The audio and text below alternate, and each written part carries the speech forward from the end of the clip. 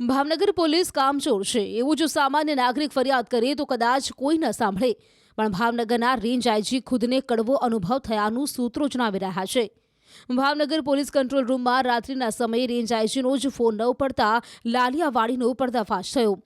સૂત્રો પાસેથી પ્રાપ્ત વિગતો પ્રમાણે રેન્જ આઈજી ગૌતમ પરમારના બંગલા પાસે લાઉડસ્પીકર વાગી રહ્યું હતું.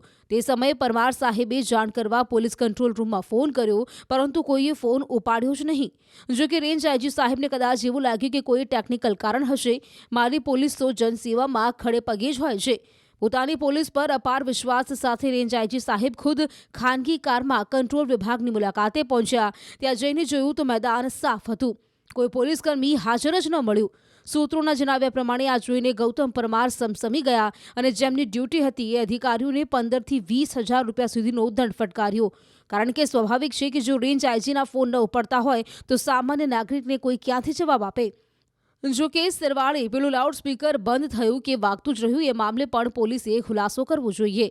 ગંભીર સવાલ એ પણ છે કે આવી ગંભીર ભૂલ સામે શું માત્ર દંડ ફટકારીને જ સંતોષ માની લેવો જોઈએ?